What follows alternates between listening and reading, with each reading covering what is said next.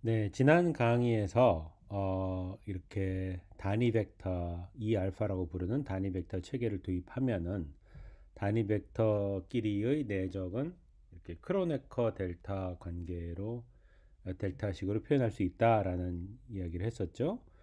그리고 그것은 서로 다른 E 프라임으로 표현되는 좌표계를 도입하더라도 마찬가지인 것이 여기서 한번 직교좌표계로 정의가 됐으면은 이 새로 정의된 좌표계도 또한 직교좌표계이라는 조건에 항상 만족하게끔 우리가 좌표 변환을 항상 가정을 합니다. 그렇기 때문에 그 새로 정의된 단위 벡터들 E 프라임 알파들 사이에서도 내적은 같은 벡터들끼리의 내적은 1이고 서로 다른 벡터들끼리의 내적은 0이라는 그런 조건을 만족을 해야만 합니다. 자, 그런데 우리 지난 시간에 뭘 보일 수 있었냐면은 이 알파 프라임하고 이 베타의 내적을 쭉 묶어서 행렬을 만들면은 3 곱하기 3 행렬이 되겠죠. 그러면은 그것이 어떤 행렬꼴을 갖게 되는데 이 행렬 이 행렬을 두 가지 방식으로 정의할 수 있다. 한 가지 방식은 이렇게 이 새로 회전된 좌표계에서의 기저 벡터를 왼쪽에 붙여서 알파라는 인덱스를 주는 방법이고, 또 하나는 새로 정의된 좌표계에서의 기저 벡터에다가 베타라는 인덱스를 주는 방법이고, 그래서 이렇게 만들어진 행렬과 이렇게 만들어진 행렬은 자세히 보면은 서로 전치 관계다 하는 것을 알 수 있죠. 그리고 또 개념적으로는 이 R 행렬과 L 행렬은 서로 역행렬일 수밖에 없다라는 이야기를 잠깐 했습니다. 그 주장을 좀 더 자세히 설명하면은 이렇습니다. 이 R 행렬이란 건 뭐냐면은 원래 좌표계에서 정의됐던 그 성분들, 어떤 벡터의 성분 A 베타라는 것들을 새로 정의된 좌표계에서의 성분 A 프라임 알파를 어떻게 변환시키는가를 알려주는 그런 공식에 등장을 하죠. 그래서 이 공식을 따라서 그대로 계산을 하면은 새로운 좌표계에서 이 벡터가 갖는 성분값이 뭐냐, A 프라임 알파가 뭐냐 하는 것을 자동적으로 알 수 있게 됩니다. 반면에 L이라는 행렬은 새로 정의된 좌표계에서의 벡터 성분을 알면은 그걸 갖고 거꾸로 원래 좌표계에서의 벡터 성분이 뭐였느냐를 알려주게 되죠. 근데 이 두 연산을 한번 복합해 보겠습니다. 일단 L이란 연산의 정의에 따라서 처음에 식을 이렇게 쓸 수가 있고, 그 다음에 R이란 연산의 정의를 한 번 더 도입을 하면은 A 프라임 베타를 이렇게 쓸 수가 있고, 자, 그럼 이제 L 원소와 R 원소를 곱한 어떤 재미있는 꼴이 나오는데, 여기서 보면은 베타라는 인덱스가 두 번 연속해서 등장하죠. 두 번 연속해서 등장한다는 것은 베타에 대한 합을 해주라는 뜻입니다. 자, 근데 행렬의 곱에 대한 규칙을 생각을 해보면은 요건 뭐냐면은 L 행렬 곱하기 R 행렬이라는 그 새로운 행렬에 알파 감마 번째 원소란 뜻이에요. 그런 원소를 A 감마라는 어떤 숫자에 곱하고 그걸 모든 감마에 대해서 더했을 때의 결과물이 바로 A 알파라는 것이죠.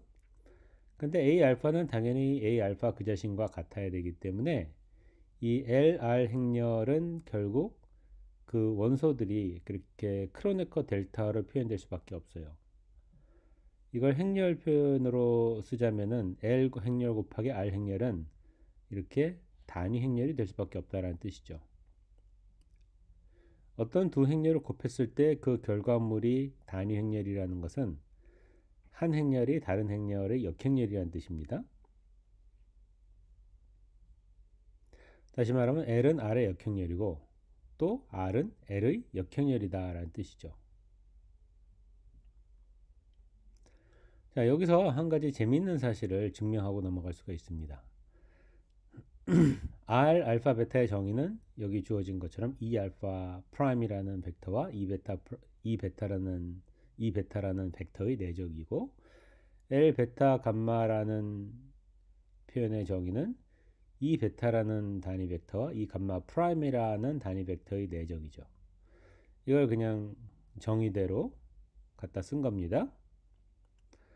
근데 그 중에서 요 베타에 관련되는 요 표현들에 대한 합을 먼저 하라 라는 뜻이죠. 왜냐하면 베타가 2번 나오니까. 근데 여기서 우리가 재미있는 관찰을 하나 할 수가 있습니다.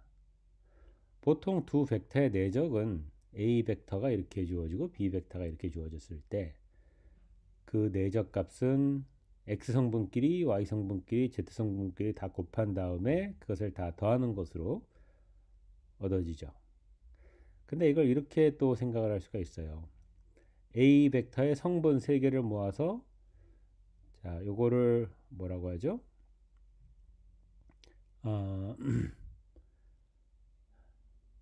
열 벡터라고 합니다.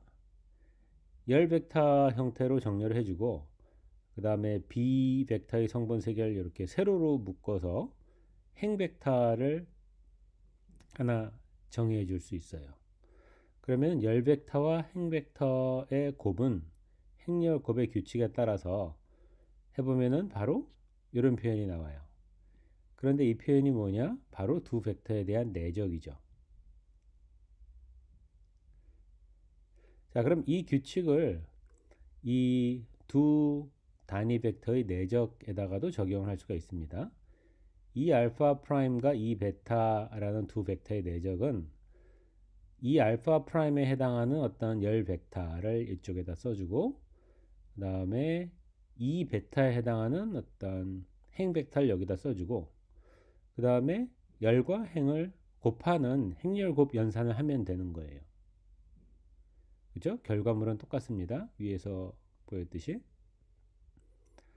자, 그럼 그 규칙을 이 R 행렬 원소 곱하기 L 행렬 원소라는 표현에다가 한번 적용을 해보자고요. 자, 가운데 있는 요 2에 대한 모든 가능한 조합은 다 계산을 해서 더하기를 해야 되겠죠. 다시 말하면 여기가 E1일 때 그리고 E2일 때 E3일 때 모든 경우를 다 계산을 해서 더해야 됩니다. 근데 E1은 잘 알다시피 그 좌표 성분이 100이에요. 그럼 100에 해당하는 열 벡터는 아니죠. 행 벡터죠. 행 벡터는 100이죠. 열 벡터는 100이고 그 다음에 E2에 해당하는 행 벡터는 010 그 다음에 E3에 해당하는 행 벡터는 001 이렇게 됩니다. 자, 여기서 1, 2, 3이란 거는 X, Y, Z를 말해요. 어떨 때는 이 인덱스를 갖다가 X, Y, Z로 표현하기도 하고 어떤 경우는 1, 2, 3으로 표현하기도 할 겁니다. 그래도 헷갈리진 않겠죠? 자, 그러면은 요걸 보세요. 잘 보면은 요것은 아까처럼 내적을 정의할 때의 그 행 벡터와 열 벡터의 배치가 아니에요. 서로 위치가 바뀌어 있죠. 자, 이런 경우는 행렬 곱의 규칙을 적용을 하면은 어떻게 됩니까? 3 곱하기 1 행렬과 1 곱하기 3 행렬을 곱한 꼴이 되기 때문에 그 결과물이 3 곱하기 3 행렬이 됩니다.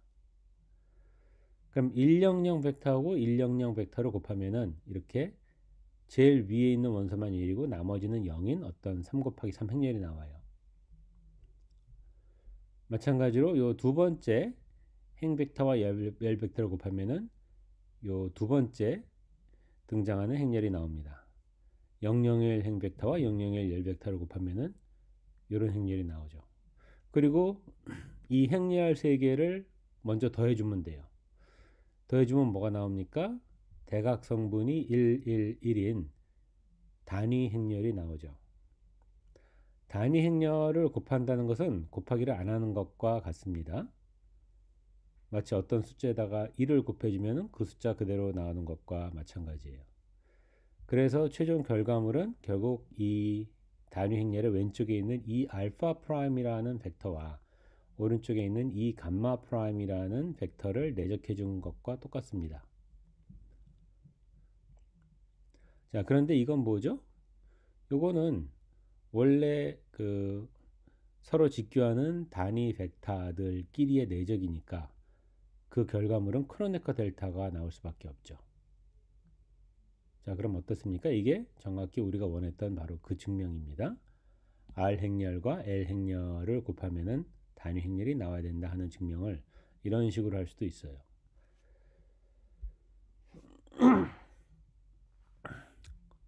자, 여기서 우리가 발견한 재미있는 사실이 뭐냐면은 어떤 서로 직교하는 단위 벡터 좌표계, 단위 벡터계를 이렇게 도입을 했을 때 그 벡터들을 이용해서 요 E 알파 T라는 거는 이 알파에 해당하는 그 벡터 표현을 전치시킨 표현이란 겁니다. T가 트랜스포즈고 트랜스포즈는 한국말로 전치라고 하죠.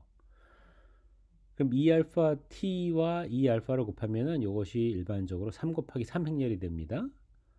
그거를 모든 알파에 대해서 다 더하기를 하면은 그 결과물은 오른쪽에 델타 알파 베타가 아니라 여기 단위 행렬이라고 써줘야 되는데 제가 실수를 했네요. 단위 행렬이 나와요. 그게 어떤 좌표계를 잡든지 항상 그렇게 나와야 됩니다. 우리가 서로 직교하는 그런 단위 벡터계를 잡기만 했었다면은 반드시 우편이 이런 100, 010, 001 이란 원소를 갖는 단위 행렬이 나와야만 돼요. 그래서 그런 성질을 갖다가 완전성이다라고도 말을 합니다. 여러분들이 나중에 양자역학을 배우게 되면 완전성이라는 개념에 대해서 좀 더 친숙해질 기회가 생길 겁니다. 그리고 수리물리학을 나중에 배워도 또 완전성이라는 개념에 친숙해질 기회가 생길 겁니다. 지금 여기서 공부한 게 그 완전성이라는 일반적인 성질의 첫 번째 사례예요. 그래서 이런 맥락에서 이 회전 좌표계 회전이라는 맥락에서 완전성이라는 개념을 한번 맛보고 넘어가자라는 취지에서 이런 설명을 덧붙여 봤어요. 혹시 행렬에 대한 공부를 안 한 상태에서 이 수업을 듣는 학생들이 있다면은 지금 방금 한 얘기들이 좀 생소할 수 있습니다. 그런 학생들은 우리 교재의 부록 H를 보면 좋겠어요. 부록 H에 보면은 그 꼭 필요한 간단하지만 꼭 필요한 그 행렬 연산에 대한 상식들이 다 정리가 돼 있거든요. 그 부록의 내용을 꼭 공부하고 강의의 나머지 뒷부분을 청강하기 바랍니다.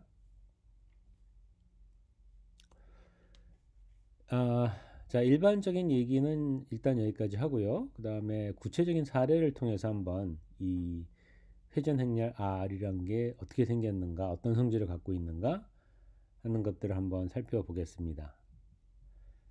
자, 원래 좌표계를 이렇게 X, Y축으로 표시를 했어요. 그럼 이런 좌표계에서 여기 A라는 벡터는 이 X축 방향으로 AX라는 성분을 갖고 있고 Y축 방향으로 AY라는 성분을 갖고 있습니다. 그런데 내가 이 원래의 좌표축을 이렇게 세타라는 각도만큼 돌려버렸어요. 그래서 새로운 X축이 생기고 새로운 Y축이 생겼는데 이 축들은 Y', X' 이렇게 이름을 붙일 거예요. 그럼 이렇게 새로 정의된 좌표계에서는 당연히 이 벡터의 성분이 달라지겠죠. 그 달라진 성분을 AX', AY'이라고 이름을 붙이겠어요. 그러면 우리는 기하학을 조금 써서 이 새로운 성분 AX'이 원래 성분과 어떤 식으로 연관이 되어 있는가를 계산으로 구할 수가 있습니다. 아마 고등학교 때 해봤을 텐데 그 결과는 AX에다가 코사인 세타를 곱하고 AY에다가 사인 세타를 곱해서 더한 거예요. AY'은 어떻게 주어지느냐? AY에다가 코사인 세타를 곱하고 AX에다가 사인 세타를 곱해서 이번엔 빼줍니다. AZ'은 당연히 AZ겠죠. 왜냐면 Z축으로는 Z축 방향으로는 변한 게 아무것도 없으니까. 자, 요 세 개의 식을 하나의 행렬식으로 묶어서 표현할 수가 있죠. 바로 이렇습니다. 자, 그럼 ax 프라임은 이 행렬의 첫 번째 열과 이 a라는 행벡터를 곱한 결과물이고, 그 결과물은 정확히 여기 등장하는 이 첫 번째 식과 같습니다. ay 프라임에 해당하는 표현은 이 행렬의 두 번째 열과 a 벡터들을 곱한 꼴이고, 그 결과물은 정확히 여기 있는 두 번째 식과 같습니다. az 프라임은 요 곱하기를 해보면은 그냥 az랑 똑같죠.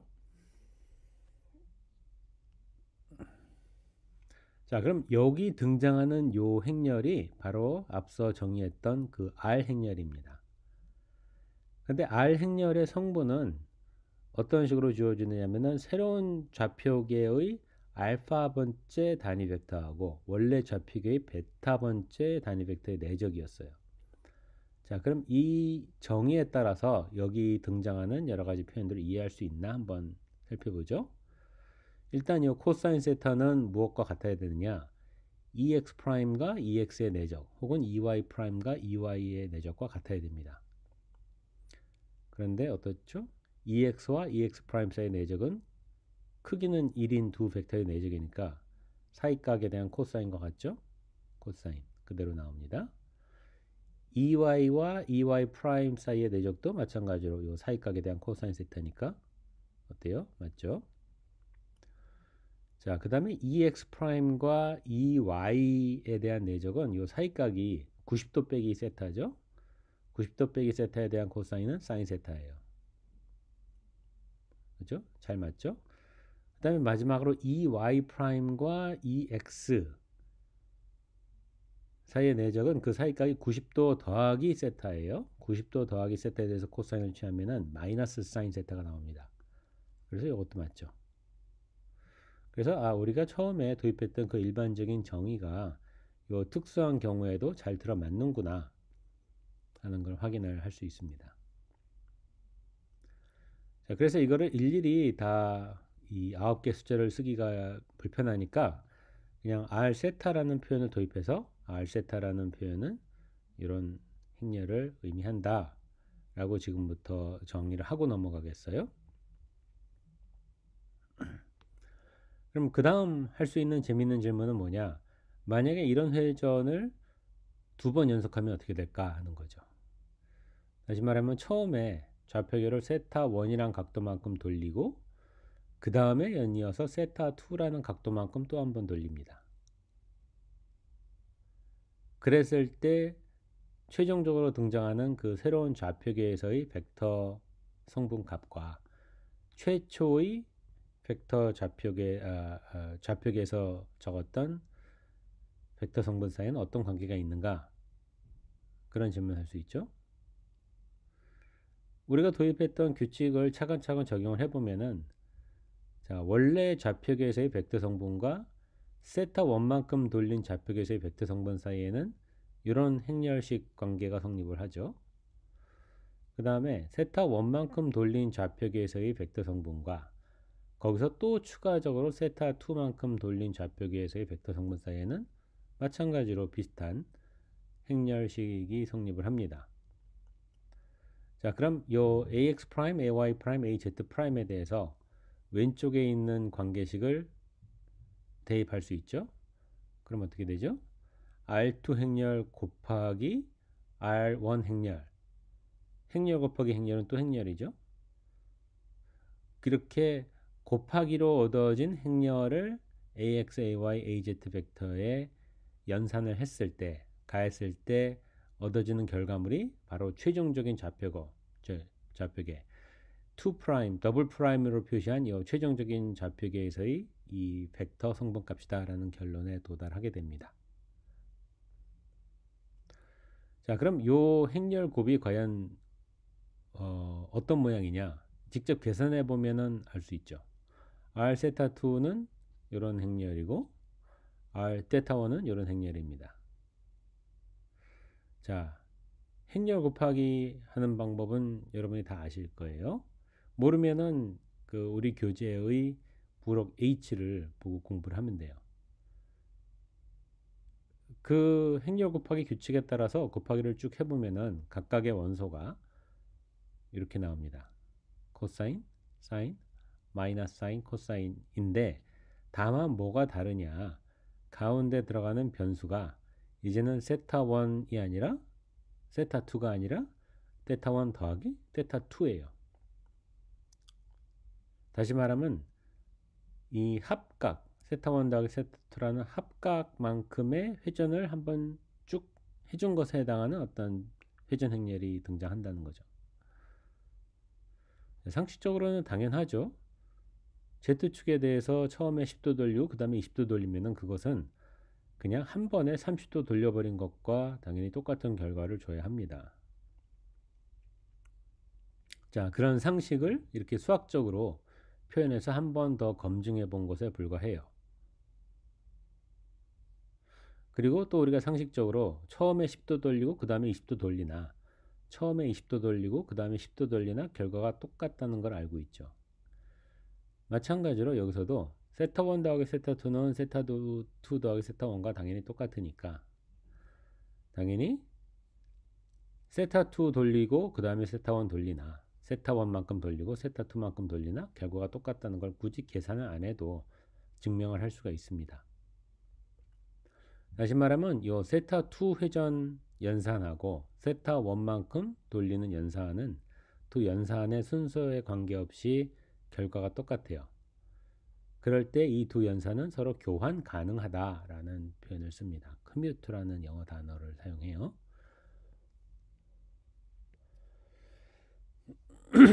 근데 모든 회전 연산이 항상 이렇게 서로 교환 가능한 것은 아니에요. 예를 들면은 한 번은 Z축에 대해서 돌리고 또 한 번은 X축에 대해서 돌리는 연산이 있다고 한번 쳐봅시다. X축에 대해서 회전하는 연산은 당연히 X 좌표는 좌표값은 안 바꾸겠죠. 대신 Y 좌표하고 Z 좌표 사이 어떤 변환을 유도할 텐데 그 변환하는 방식은 아까랑 똑같을 거예요. 아까는 Z축에서 대해서 돌렸기 때문에 X, Y 좌표 사이에 이런 관계가 성립했다면 이번엔 X축에 대해서 돌렸기 때문에 Y, Z 성분들 사이에서 이런 변환 관계가 성립을 할 겁니다. 자, 그럼 이번에는 Z축에 대해서 세타만큼 돌리고 X축에 대해서 세타만큼 돌렸을 때의 최종 결과물이 뭐냐를 한번 들여다봅시다. 그 결과물이 뭔지를 보려면은 이 복잡한 행렬 두 개를 직접 곱하는 수밖에 없어요. 행렬 곱의 규칙에 따라서 쭉 곱하기를 해보면은 그 성분들이 1.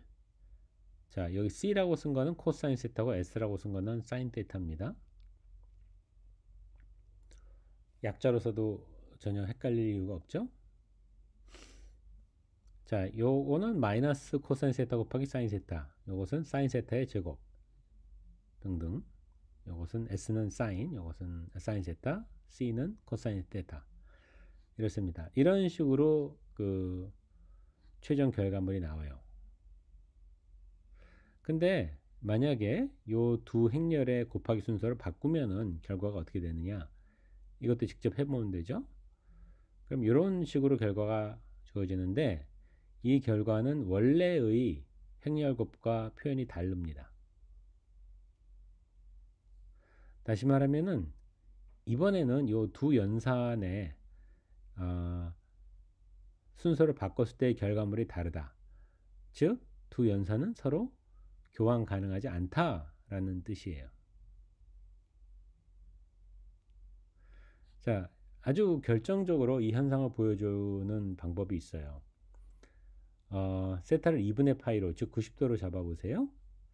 그 다음에 이런 뭐 평평한 모양의 사각형을 처음에는 XY 평면에다가 내려놓습니다. 먼저 Z축에 대해서 90도 돌려보세요. 요게 Z축이죠. 자, 이것이 정사각형이라고 하면은 Z축에 대해서 90도 돌려봐도 전혀 달라지는 게 없죠. 그 다음에 요것이 X축인데 X축에 대해서 90도 돌리면 어떻게 됩니까? 이렇게 쓰죠. X축, Z축이 만들어내는 그 평면 안에서 요 사각형이 서 있습니다. 근데 이번에는 회전 순서를 바꿔서 X축에 대해서 먼저 돌려요. X축에 대해서 먼저 돌리면은 이렇게 쓰죠. 그 다음에 Z축에 대해서 돌립니다. 90도만큼. 그러면은 이렇게 서요. 자, 이번에는 이것이 Y축하고 Z축이 만들어내는 평면 안에서 서 있습니다. 아까는 X축하고 Z축이 만들어내는 평면 안에서 서 있었는데, 그러니까 어때요? 연산의 순서를 바꾸니까 결과물이 다르죠. 따라서 이 두 연산은 서로 비가역적인 연산이에요.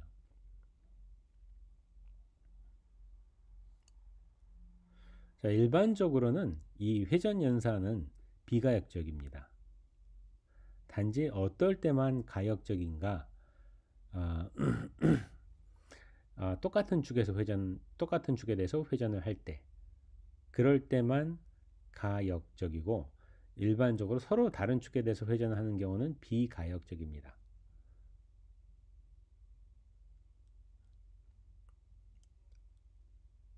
자, 그 일반적인 뭐 X, Y 축에 대한 회전, X, Z 축에 대한 회전, Y, Z 축에 대한 회전에 대해서 증명하려면 할 수 있죠.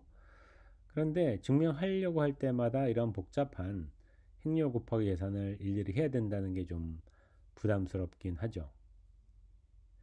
옛날에는 물론 이런 행렬 곱을 다 일일이 손으로 했는데 요즘에는 그렇게 할 필요가 없어요.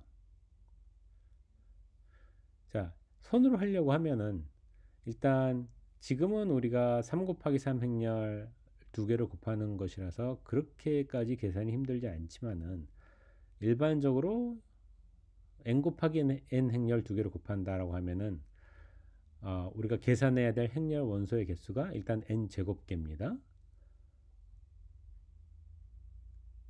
만약에 10 곱하기 10 행렬 두 개를 곱한다 그러면 100개의 원소를 일일이 계산해서 구해야 돼요. 그리고 각각의 원소를 계산하기 위해서는 n개의 숫자들을 계산해서 쭉 더해야 됩니다. 그러니까 총 몇 개의 계산이 필요하냐? n제곱 곱하기 n번 해갖고 대충 n 3승번 정도의 계산을 해야만 돼요. 그러면 10 곱하기 10 행렬 두 개를 곱해서 어떤 행렬이 나오는가 보고 싶으면은 계산을 대충 1000번을 해야 된다는 뜻이에요. 상당히 부담이 되죠? 그런데 요즘은 매트매티카라는 아주 좋은 프로그램이 있어서 우리가 곱하고자 하는 행렬에 대한 표현을 그 컴퓨터 화면에다가 입력하기만 하면은 두 행렬 곱에 해당하는 결과물은 단추를 띡 누르는 순간 바로 나오게 됩니다. 그래서 이제는 이 매트매티카를 사용할 줄 아는 것이 이 역학 공부의 아주 필수적인 과정이 됐어요. 매트매티카 사용법이나 매트매티카 설치법에 대해서는 나중에 따로 별도로 동영상을 올리도록 하겠습니다.